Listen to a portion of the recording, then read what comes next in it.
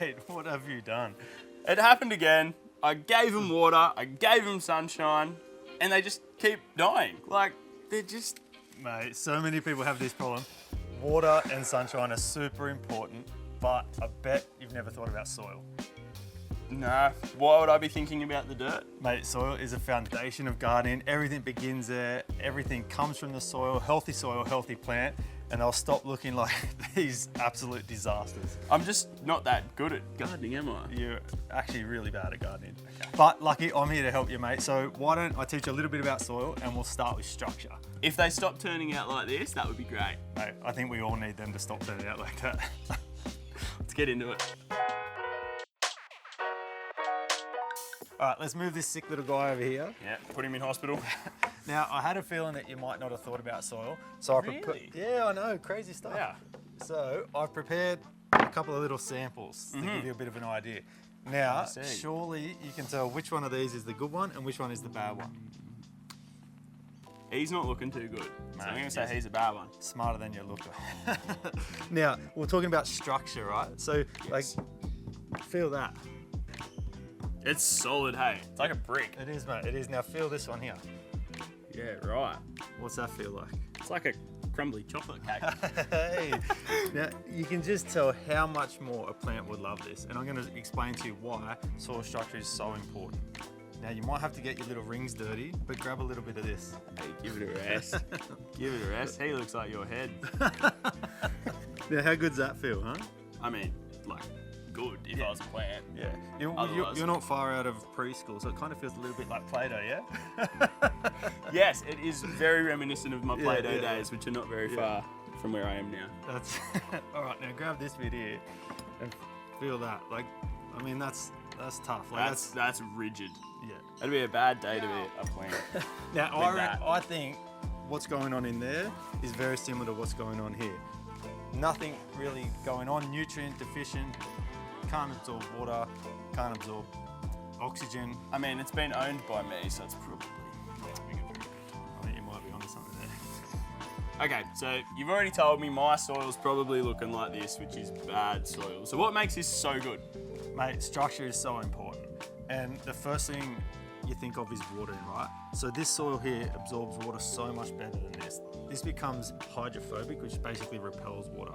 Right. When it's friable like this and crumbly, it absorbs so much water, so your plant has access to a lot more. So that's probably why me giving it way more water is not actually working. No, it just goes straight through it and probably comes out the bottom of the pot. That's another thing people do. They water, it goes through the bottom of the pot and they think, perfect, plenty of water. But that's not the case, it's just running past it. Whereas this one is swelling and absorbing. Another reason soil structure is so important, mate, is root growth. So with this friable soil, the roots can get through all this stuff really easy. Whereas this stuff here is rock hard and it's like they hit a wall.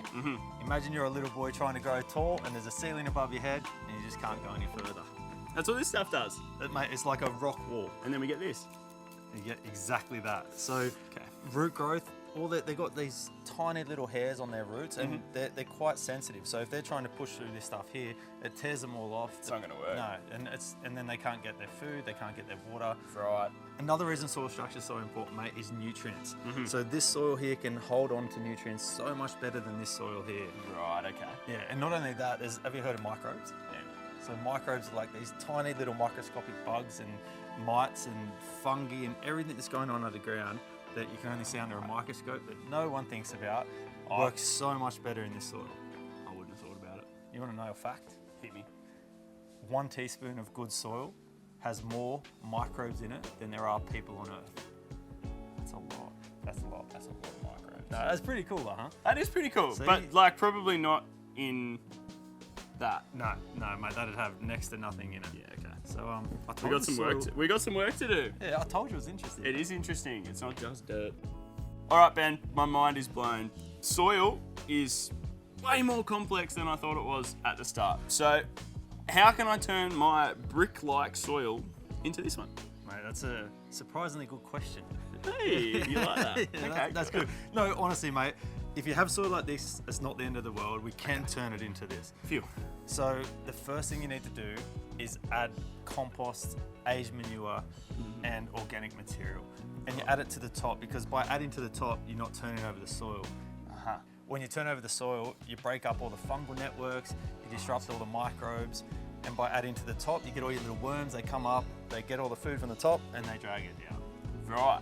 So I shouldn't be out there digging. Mate, there are a couple of soils you do need to do that with. Like if you live really close to the coast, say, Sure. and you got really sandy soil, you might need to turn the compost in. Or if you have really heavy clay, you might need to turn it through. But for the most part, most people just need to feed from the top. Okay. Less work.